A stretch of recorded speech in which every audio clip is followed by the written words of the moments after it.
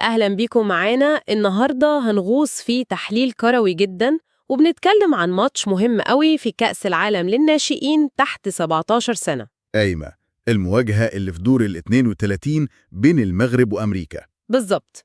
والتحليل الفني اللي معانا بيرسم صورة لصراع كلاسيكي جدا، يعني الماكينة الأمريكية المنظمة اللي بتلعب كأنها كمبيوتر ضد الموهبة المغربية اللي بتعتمد على الحلول الفردية والمهارة. هي مش مجرد مباراة، لأ، دي ممكن نقول حرب فلسفات كروية على أرض الملعب. إزاي؟ يعني الفريق الأمريكي بكل فئاته العمرية بيطبقوا سيستم واحد، هوية لعب واضحة ومحفوظة. الناحية التانية منتخب المغرب عنده اللمسة المختلفة دي، اللعيبة اللي بتقدر تخلق لك حل من الهوا. تمام. فالنقاش مش هيكون بس مين هيكسب، لأ، أنهي أسلوب هيفرض نفسه على التاني. طيب خلينا نبدأ بالفريق اللي ممكن يبان للوهلة الأولى إنه مرعب، الفريق الأمريكي. المصادر بتقول إنهم حققوا العلامة الكاملة في دور المجموعات، 9 نقاط من 3 ماتشات. امم على الورق دي بداية تخض أي حد. وهنا بقى لازم نقف شوية لأن الأرقام ساعات بتبقى خادعة. إزاي يعني؟ أيوة، هم خدوا ال9 نقط، بس لما تبص على تفاصيل الماتشات هتلاقي إن انتصاراتهم كانت يدوب، يعني 1-0، 2-1، والأهم من كده المجموعة اللي كانوا فيها ما كانتش أقوى حاجة. بالظبط، فال9 نقط دي مش بالضرورة بتعكس قوة جبارة، قد ما هي بتعكس فريق بيعرف إزاي يخطف الماتش، وده في حد ذاته شيء يحترم طبعا. تمام، يعني فريق عملي وبيعرف ياخد اللي هو عايزه. طيب، المصادر بتتكلم كتير قوي عن هوية اللعب الواضحة عندهم. إيه بقى شكل الهوية دي؟ الهوية دي هي كل حاجة عندهم. أولاً هم مهووسين بالاستحواذ، النسبة بتاعتهم بتعدي 61% في الماتش. ده كتير جدا. بيبنوا اللعب بهدوء من تحت خالص.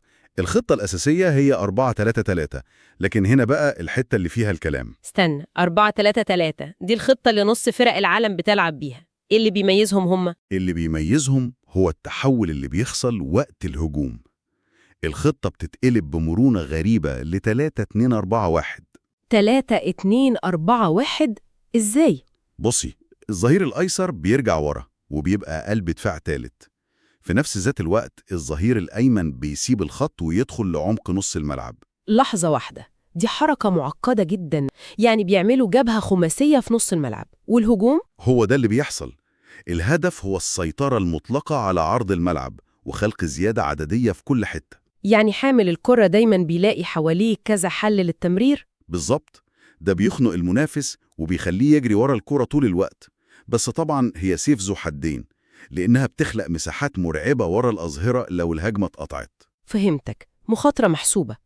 وفي ظل السيستم المعقد ده، مين اللاعبة اللي التحليل بيحذر منهم وبيعتبرهم مفاتيح لعب؟ في اسمين بالذات لازم نحط تحتيهم 1000 خط: الجناحين، اللاعب رقم 11 ألبرتو واللاعب رقم 7 بيرشماس. دول المواتير بتوع الفريق. وفي الدفاع؟ لأ، في الدفاع منظمين جدا، بيرجعوا بسرعة لخطة 4-1-4-1 وبيطبقوا ضغط عالي جماعي عشان ياخدوا الكورة بسرعة. انضباط تكتيكي عالي جدا. أوكي، الصورة كده بدأت توضح. فريق منظم تكتيكياً على أعلى مستوى وبيعرف يكسب. بس المصادر اللي معانا بتقول إن في شروخ واضحة في الدرع ده. وخلينا نبدأ بالنقطة اللي أنا استغربتها جداً، حارس المرمى. دي فعلا نقطة الضعف القاتلة عندهم.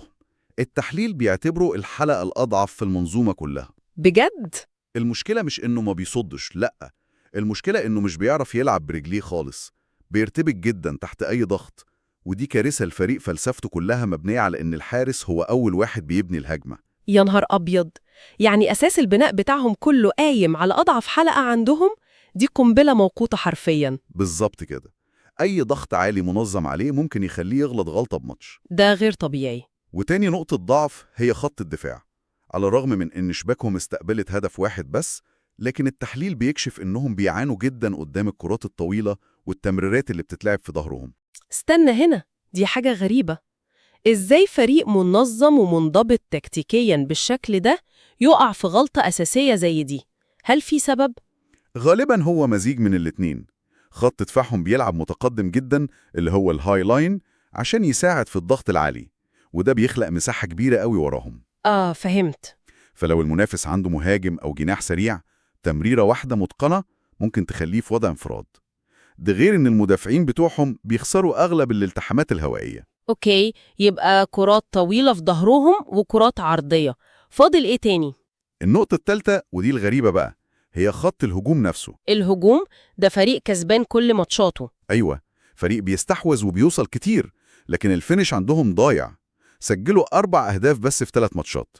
بيعملوا كل حاجة صح، إلا إنهم يشوطوا الكرة في الشبكة. اللمسة الأخيرة فيها مشكلة حقيقية. يعني باختصار الاستراتيجية لهزيمتهم واضحة: ضغط عالي على الحارس والدفاع، واستغلال المساحات في ظهرهم بهجمات مرتدة سريعة. بالظبط. المصدر كمان بيشير لمباراة ودية خسروها 3-1 قدام مالي، ليه الماتش ده بالذات؟ لأن منتخب مالي بيلعب بقوة بدنية وضغط عالي مستمر، وده نوع من الكورة اللي بيشل حركة الفريق الأمريكي تماماً. لما بسمع كل ده بحس إن الفريق ده كابوس لأي مدرب، بس في نفس الوقت ليه كتالوج. لو أنا مدرب المغرب نبيل باها، أبدأ منين؟ المصدر بيرسم خطة لعب ذكية جدا. أول حاجة بيسميها معركة الوسط. الفكرة مش إنك تحاولي تاخدي الكورة أكتر منهم، ده صعب. الفكرة في إيه إذن؟ الفكرة إنك لازم تضغطي بشكل عنيف ومستمر على لاعبي خط الوسط بتوعهم عشان تعطلي إيقاع اللعب. التحليل بيقترح إن المغرب لازم يلعب ب2 لاعبي ارتكاز دفاعيين صراحة. يعني الهدف مش إنك تلعبي أحسن منهم في نص الملعب، الهدف إنك تمنعيهم من اللعب أصلاً، تخنقيهم. بالظبط، كلمة تخنقيهم دي هي الوصف المثالي. تاني معركة لازم تتكسب هي معركة الأطراف. بما إن الجناحين هم مصدر الخطورة الرئيسي، فما ينفعش الظهير بتاعك يتساب لوحده في وشهم. طيب والحل؟ الخطة بتقترح تشكيل جدار دفاعي مزدوج. يعني إيه جدار دفاعي مزدوج؟ يعني أجنحة المغرب لازم يكون عندهم التزام دفاعي مطلق بالرجوع مسنة الظهيرين. يبقى اللاعب الأمريكي بيواجه 2 لعيبة مش 1. ده مجهود بدني خرافي. طبعاً، بس ضروري جداً. وبعدها تيجي مرحلة استغلال المساحات اللي هيسيبوها وراهم. وهنا بقى يجي دور سرعة أجنحة المغرب في الهجمات المرتدة. يعني لما الظهير الأمريكي يدخل لعمق الملعب، دي اللحظة اللي الجناح المغربي لازم ينطلق فيها. بالملي، التحولات الهجومية السريعة هي السلاح اللي هيوجعهم بجد.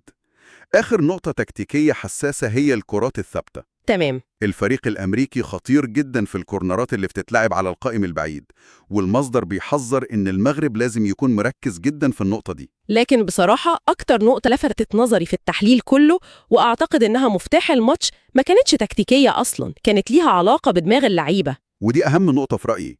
المصدر بيذكر حقيقة مقلقة، إن الفريق المغربي انهار ذهنياً تماماً قدام اليابان والبرتغال بعد ما دخل فيهم أهداف. اللعيبة فقدت تركيزها وبدأت تعمل أخطار سذاجة. بالظبط. عشان كده الدور الأكبر في الماتش ده على المدرب نبيل باها، إنه يجهز اللعيبة نفسياً لكل السيناريوهات. فكرة إن المدرب لازم يحضر سيناريوهات في عقول اللعيبة دي نقطة عبقرية.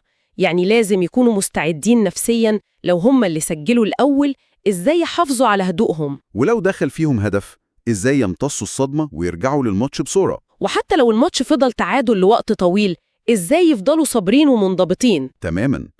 المباراة دي اختبار ذهني بنفس قدر ما هي اختبار تكتيكي. وطبعاً مفيش نقاش كروي يكمل من غير الجدل الأزلي: التشكيلة المثالية. التحليل اللي معانا جريء جداً في النقطة دي. ودي دايماً بتكون أصعب القرارات على أي مدرب، إنه يختار اللاعب الجاهز على حساب اللاعب اللي اسمه أكبر. هو بيقترح إيه؟ بيقترح تغييرات مهمة.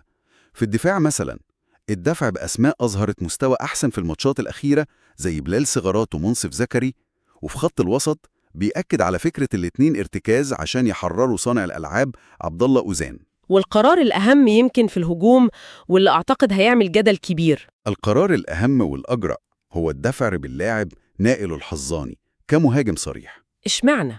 التحليل بيوصفه بأنه مش المهاجم الهداف الكلاسيكي، لكنه لاعب متحرك ومزعج جدا للدفاعات. حتى لو مش بتوصله كور كتير، هو بيقدر بأسلوبه في الضغط والحركة إنه يخلق مشاكل للمدافعين ويفتح مساحات لزمايله. يعني الاختيار ده مش عشان الحظان يسجل، لكن عشان يفسد طريقة لعب الدفاع أمريكا ويخلق فرصة لغيره يسجل. دي تضحية تكتيكية كبيرة. بالظبط، هو اختيار مبني على الفورمة وطبيعة المنافس مش على الأسماء. اختيار ذكي جدا لو تنفذ صح. إذن الخلاصة إن التحليل ده متفائل بحذر.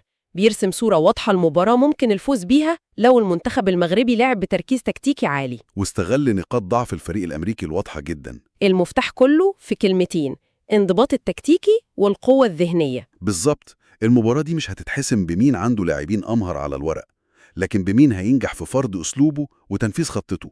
الفريق اللي هيدخل الملعب وهو محضر ذهنيا لكل الاحتمالات هو اللي هيحسم اللقاء. وده بيخليني أفكر في سؤال أخير نسيبه للمستمع. التحليل بيركز بقوة على دور المدرب في الإعداد الذهني للاعيبة الناشئين، وده بيطرح سؤال أوسع.